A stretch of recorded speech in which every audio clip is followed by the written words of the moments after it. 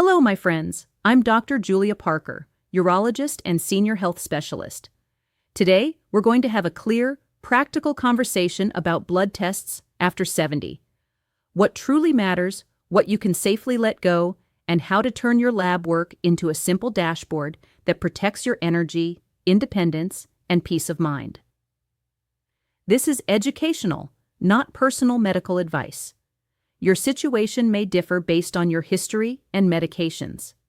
But by the time we finish, you'll have a precise, confidence-building framework to discuss with your clinician, and you'll know exactly which numbers deserve your attention and why. Let's start by breaking a gentle myth that keeps many older adults trapped in anxiety. More testing is not better care. Better care is the right test at the right time for the right reason. Every test should point to a decision you're willing to make. If a result won't change your medication, your habits, or your next step, it's information without purpose. And information without purpose creates stress.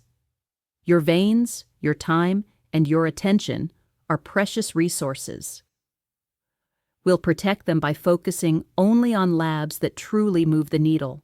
Here's the mental model I teach my patients.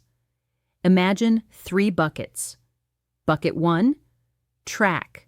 Tests that are worth following in most people over 70 because they guide real decisions. Bucket 2, personalize. Tests that matter if you have specific symptoms, risks, or medications, but aren't universal. Bucket 3, drop. Tests that often add worry and little benefit in well, asymptomatic older adults. With that map, you never get lost. You always know why a test is in your life and what you'll do with its result. We begin with the track bucket, the high-value compass. First, kidney health. 2 tests together tell the clearest story. The estimated glomerular filtration rate, eGFR, from your basic blood panel, and the urine albumin to creatinine ratio, urine ACR, from a spot urine sample. eGFR tells us how well the kidneys are filtering. Urine ACR reveals small, early leaks of protein that signal vascular stress. Why does this pair matter after 70? Because kidney function quietly influences so much else: your blood pressure, your bones, your acid-base balance, your risk of swelling or dehydration, and, crucially, how you process medications. Dosages that were fine at 60 may be risky at 80 if filtration has slipped. Checking eGFR and urine ACR once a year in people with risks like hypertension, diabetes, or heart disease, and after meaningful medication changes, lets your team dose drugs safely, prevent complications, and act early if the kidneys are asking for help. One subtle but vital habit here: confirm any abnormal with a repeat test. A single off day, poor hydration, a recent illness, a lab variance can nudge a number. Confirmation protects you from labels you don't need. Next in the track group, glucose control if you live with diabetes. The best single lens is hemoglobin A1C, which reflects an average of your blood sugar over roughly 3 months. The key after 70 is that targets should match your life, not a template from decades ago. If you're robust, active, and tolerate medications well, you may choose a tighter range. If you're managing several conditions, you've had lows, or simplicity is your priority, a more relaxed range makes sense. The goal is to prevent symptoms and complications without causing hypoglycemia, dizziness, or falls. If you don't have diabetes, you don't need routine A1C checks. You can reserve fasting glucose or A1C for new symptoms like increased thirst, frequent nighttime urination, or blurry vision, or when blood pressure and lipid trends hint that something is shifting. The theme is consistency. We test when we're ready to act. Lipids, the cholesterol panel, sit on the border between track and personalize, and context decides. If you already take a statin for established cardiovascular disease, periodic lipid checks confirm you're getting the LDL reduction expected and help your clinician spot adherence issues or side effects. If you're taking a statin only for prevention, and you're over 75, it's a conversation. Continuing, lowering the dose, or deprescribing depends on side effects, priorities, and how much benefit is meaningful to you over the next several years. If you aren't on any lipid therapy, starting one after 75 is never automatic. We look at your real risk, your tolerance for pills, and what outcomes you value. Staying strong, staying steady on your feet, staying independent. In every scenario, the test is there to steer an explicit decision. Electrolytes and basic chemistry. The sodium, potassium, bicarbonate, creatinine, and glucose included in a BMP or CMP earn a seat in the track bucket if you take diuretics, ACE inhibitors, ARBs, certain heart medications, or if you have kidney, blood pressure, or heart issues. The goal isn't constant monitoring, it's smart timing. We check soon after medication changes and at reasonable intervals. We're looking to prevent avoidable problems, weakness, confusion, irregular heartbeat, dehydration, by catching imbalances early. A useful rhythm is to test 1 to 2 weeks after a dose change in these drug classes, then widen the intervals once you're stable. Again, every result should lead to an action. Adjust, hydrate, recheck, or celebrate stability and move on. Now we open the personalize bucket, tests that are powerful when they fit your story and unnecessary when they don't. Vitamin B12 is a perfect example. Many people don't need routine B12 checks. But long-term metformin for type 2 diabetes and long-term acid-suppressing drugs can quietly lower B12. B12 deficiency can disguise itself as normal aging, numbness, tingling, balance issues, low energy, memory changes, anemia. If you take those medicines, a baseline B12 and occasional recheck are reasonable. If you have symptoms, testing is important because treatment is simple and effective. Think of this as a small preventive glance that can save you months of wondering why you feel off. Thyroid testing, usually TSH, sometimes with free T4, also lives here. Broad screening of people who feel well tends to turn up minor variations that don't require treatment and can lead to unnecessary labeling. But targeted testing is wise if you have classic symptoms: new fatigue that doesn't fit your day, cold sensitivity, constipation, a noticeable goiter, hair thinning, a racing heart, or unexpected weight change. If your TSH is borderline, resist the urge to react immediately. Repeat it, watch the pattern, and decide with context. The thyroid likes patience and precision more than reflexes. Iron studies and ferritin illustrate the same principle. Check them when your complete blood count shows anemia or your symptoms raise suspicion. Unusual exhaustion accompanied by paleness, shortness of breath with exertion, brittle nails, or restless legs. Without those clues, screening ferritin can create more questions than answers. When used for the right reason, iron panels are decisive. When used indiscriminately, they're noise. Inflammation markers, CRP and ESR, are best reserved for specific puzzles. Unexplained fevers, a suspected inflammatory condition, a single swollen, painful joint, or signs pointing toward temporal arteritis. They don't function well as general wellness meters because they rise for many trivial reasons and push people into scans and biopsies they never needed. If there's a clear question, they help. If there isn't, they distract. Testosterone testing in men is another personalize carefully topic. If there are consistent symptoms, low libido, persistent erectile difficulties, not explained by vascular health or medications, low morning energy, a visible decline in muscle mass, testing can be reasonable, but only with 2 morning samples on different days because levels fluctuate. Clinical judgment matters more than chasing a borderline number. For many older men, improving sleep, movement, nutrition, And vascular health shifts vitality more than a hormone prescription ever could. Vitamin D levels deserve a thoughtful word. Measuring vitamin D in people without bone disease or suggestive symptoms rarely changes a plan. If you have osteoporosis, malabsorption, or a specific bone health strategy that targets a vitamin D level, it belongs in your personalized plan. Otherwise, routine screening can be replaced with common-sense sunlight, diet, and movement, plus targeted supplementation if you and your clinician agree it aligns with your goals.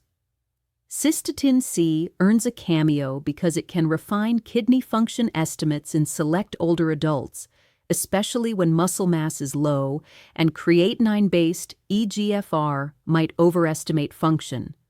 Not everyone needs it, but if precise drug dosing hinges on kidney numbers and the creatinine-based estimate feels out of sync with your clinical picture, adding cystatin C can clarify the path. With the high-value and personalized tests in view, let's walk into the drop bucket. Places where you can confidently cut clutter without sacrificing safety. Routine. PSA screening in men over 70 sits at the top. In most asymptomatic men in this age group, the harms, false positives, biopsies, side effects from treatment outweigh the benefits. This is not a call to ignore urinary symptoms. Those should be evaluated. It's a call to stop reflexively checking PSA just because we always have. If you're very healthy and still considering it, make the choice explicit. How would you act on each possible result? If the answer doesn't align with your values, skip it. Next, the tradition of ordering blanket annual panels simply out of habit. If you are well, without symptoms, and your last year's labs were stable, repeating the same long list every year rarely improves outcomes.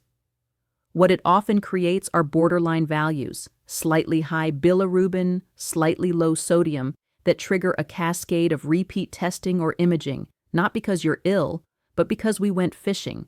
Before you agree to any test, ask 2 questions. If it's normal, what will we do differently? If it's abnormal, what exactly changes? If there's no clear action on either side, you have permission to decline. Pre-op testing before low-risk procedures is another habit to trim. For stable patients undergoing minor surgeries, cataract removal, small dermatologic procedures, routine panels, chest X-rays, and EKGs don't improve safety and can delay needed care or lead to unnecessary follow-ups. A risk-based approach is safer and kinder. Test when the procedure or your history points to a specific risk. Otherwise, proceed without clutter. Tumor markers misused as screening tools, CA-125, CEA, CA-19-9, and others, belong in the drop bucket for well older adults. These markers are designed to monitor specific cancers after treatment or follow known disease, not to fish for problems.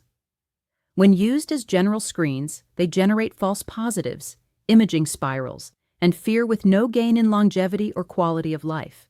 Broad autoimmune panels, ordered to explain everyday aches and stiffness, also fit here when there are no objective signs of disease.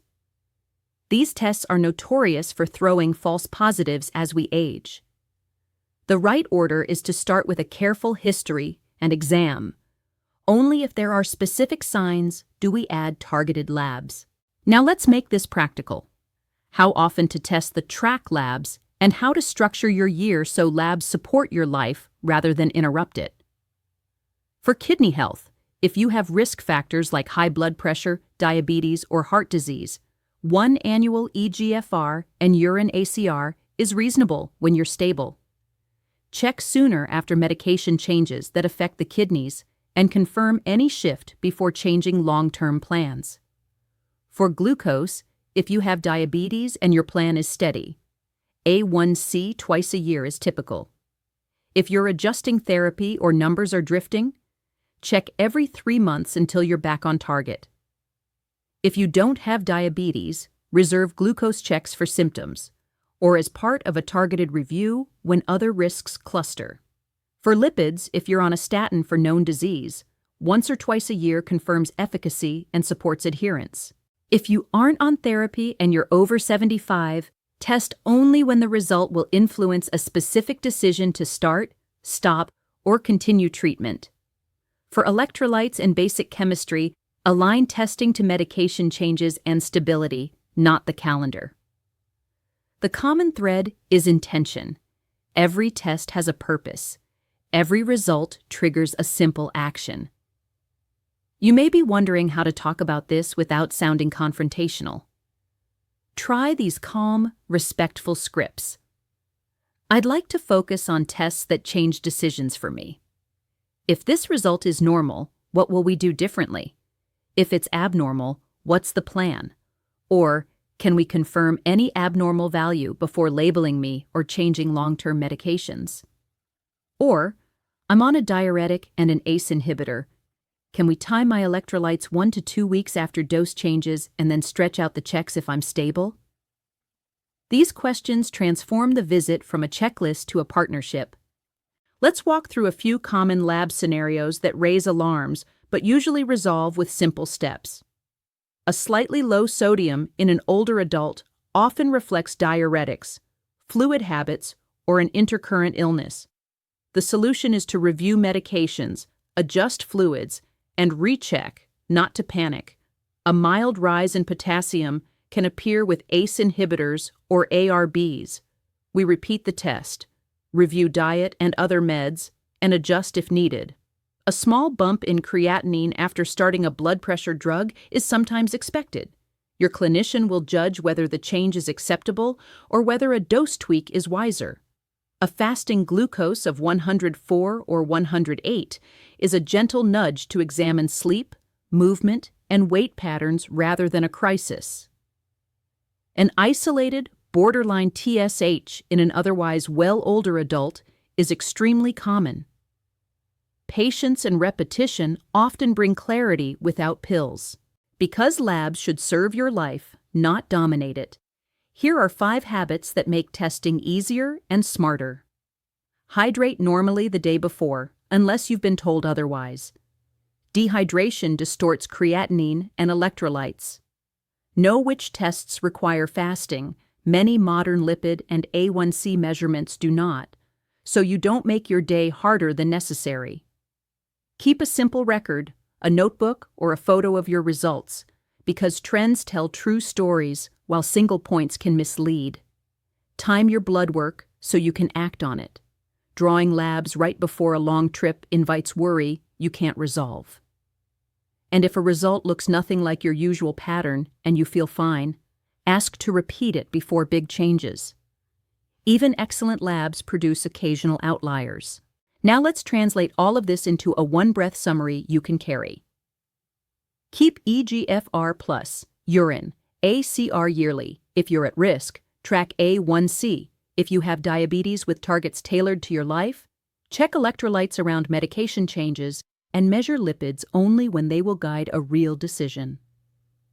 Personalize B12 with long-term metformin or acid suppression, thyroid tests for symptoms or known disease, iron studies for proven anemia, inflammation markers for specific questions, cystatin C when kidney estimates seem off, and testosterone only with consistent symptoms and confirmed low morning levels.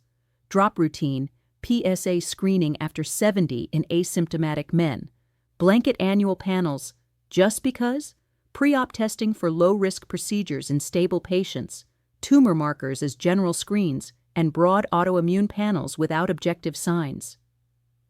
That's the roadmap. Why does this matter beyond numbers? Because every unnecessary test you skip gives you back time for what extends and enriches life after 70. Strength work that protects balance and bones, daily walks that train your heart, nourishing food that stabilizes glucose and lipids, restorative sleep that calms blood pressure, sunlight that uplifts mood and circadian rhythm, and meaningful connection that lowers inflammation and lengthens health span. Better health in your 70s, 80s, and 90s is less about finding more to fix and more about removing friction so your natural resilience can work. If your clinician is used to ordering broadly, invite them into your priorities. My goals are energy, balance, and independence. Can we design a minimal lab plan that supports those, confirms abnormalities before we react, and avoids tests that won't change our actions? Good clinicians welcome clarity. You are not refusing care. You are choosing value. And that choice often reduces clinic visits, pharmacy runs, and worry, while keeping the tests that truly protect you. Before we close, I want to give you a short lived experience example, because stories stick. Marlene, 78, came to me with a folder of labs drawn every quarter, because that's what we've always done. She was tired of the merry-go-round.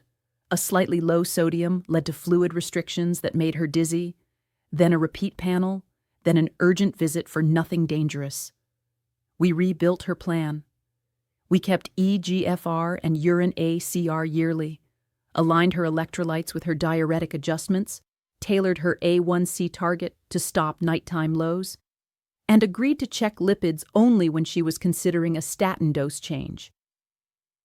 We dropped routine tumor markers and inflammation panels that had no question to answer. 6 months later, she said, "I think you gave me my Tuesdays back." That's what smart labs do. They give you days. Here is a second vignette. Carlos, 81, healthy and active, was still getting PSA tests annually. A single mildly elevated value triggered a biopsy discussion and a month of anxiety. We paused and asked the only question that mattered. If a biopsy found a slow-growing tumor unlikely to harm him in his lifetime, would he want surgery with its risks? He said no. If PSA was normal, would anything change? Also number. He realized the test wasn't serving his values. He chose to stop PSA screening and to stay attentive to urinary symptoms instead. His relief was immediate, not because risk disappeared, but because his choices aligned with his priorities. And a third brief story. Diane, 74, on long-term metformin, felt older in a way that didn't match her radiance, tingling in her feet, a wobbly sense of balance. We checked B12, found it low, and corrected it. The tingling softened, her steadiness returned, and she said, "I thought this was just what happens, but it wasn't." That's the power of targeted testing, finding the change that gives you a lever to pull. If you remember just one sentence from me today, let it be this. After 70, test smarter, not more, so your numbers serve your life, not the other way around. Keep what guides decisions. Personalize what fits your story. Drop what only feeds worry. Thank you for spending this time with me. If this conversation lifted weight off your lab list, share it with someone who's overwhelmed by medical checklists. And if you want more clear, respectful guidance focused on independence and vitality, stay close. I'm Dr. Julia Parker, and I'll be here to help you navigate with calm, clarity, and confidence.